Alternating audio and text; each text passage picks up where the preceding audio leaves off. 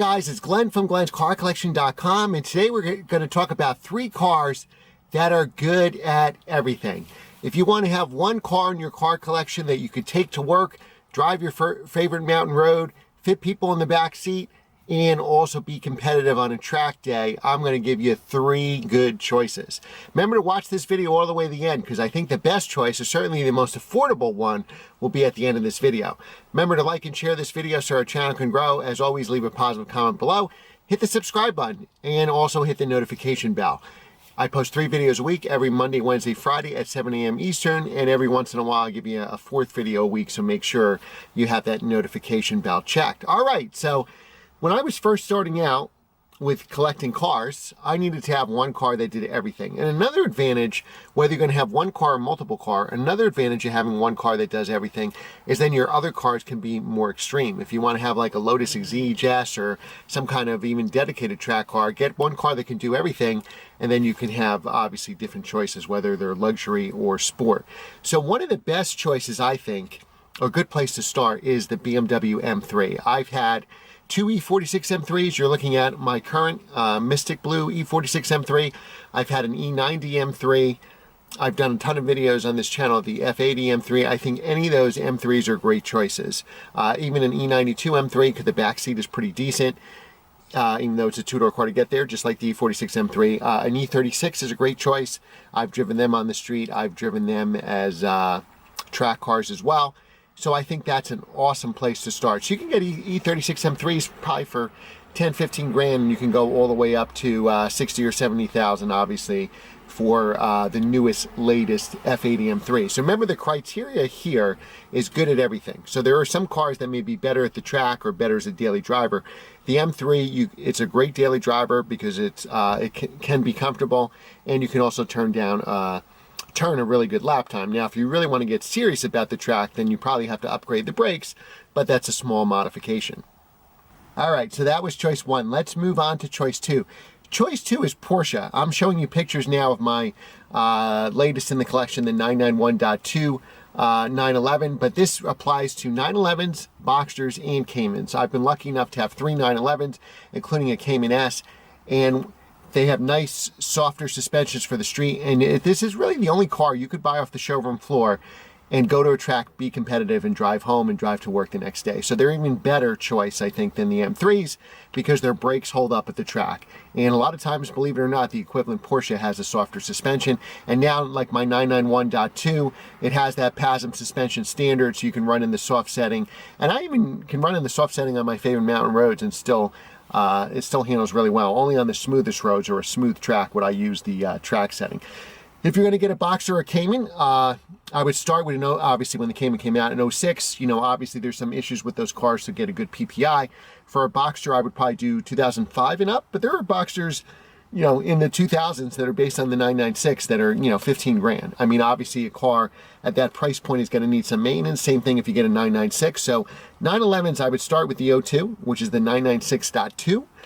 That's when they went to the 3.6. I had an 02 C4S that I did daily drive, and I raced it every weekend, whether it was track or autocross, and was very, very competitive. I actually won a couple autocrosses with it, just going with sticky tires that weren't even R compound because I had to drive to work the next day. Just sticky summer tires, and I had a dedicated set of winters, and then just sway bars, and I was able to win autocrosses by doing that. So obviously, driver skill comes in a long way too.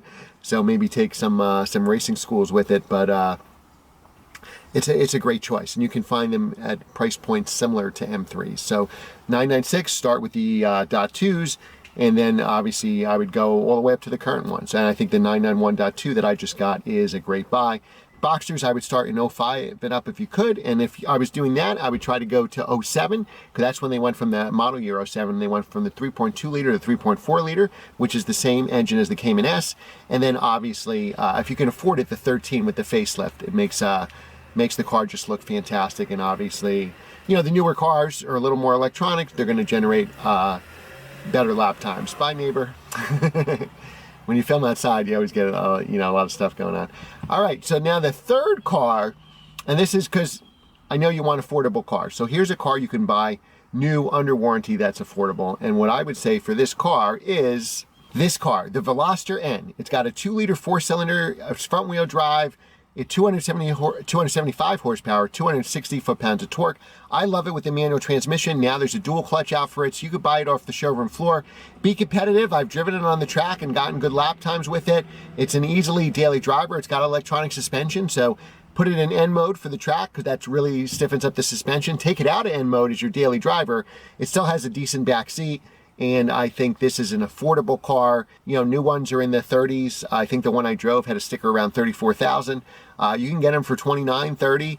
Then there are used ones in the high 20s. So this is an awesome car. Close second to this car would be the Civic Type R. I picked the Veloster N just because it's a little more affordable. Civic Type R's, I know, even for 2020s, people are still paying over a sticker to get one, which floors me. It's a fantastic car. And if you need a bigger back seat with being a true four-door, I would take the Civic Type R. But you can't go wrong with the Hyundai Veloster N. All right, guys, so those are 3 affordable cars that you could buy right now that can do everything. And what I like about that is you could just have one of those as your only car. Or if you want to start collecting cars like I did, you can get more extreme cars. Now you can get that Extreme Lotus. You can get that, I don't know, Ariel Atom. You could get that, S2000. You can get that Miata because you could just drive it on sunny days, you know. And those cars could work as being good at everything if you live in a warmer climate. Like the S2000, I think the best experience is with the top down, not with the top up. And unfortunately here in the Northeast, it rains or snows. Maybe you get 2 or 3 sunny days a week. So most of the time you'd be driving that car with the top up. So obviously I wanted to give 3 cars and limit it to 3. It was really tough choices. You can make a case for the M2. Obviously if you say the M3, you could say the M2. The M2 is a two-door, but it does have a bigger back seat while you're in there. So those are 3 cars that I chose. Name your 3 cars that you think I did that do everything well. If you agree with some of my choices, then what did I miss? What car would you say there? There's a lot of cars we can pick there, but I was trying to fine tune them to say that somebody would say they're good at everything. Like some cars, like a GTR can turn a fantastic, hi neighbor, a fantastic lap time, but maybe very harsh as a daily driver and the back seat's not big enough. But again, great choices. All right, let me know in the comments below. Remember to like, share, and subscribe, and I will see you next time.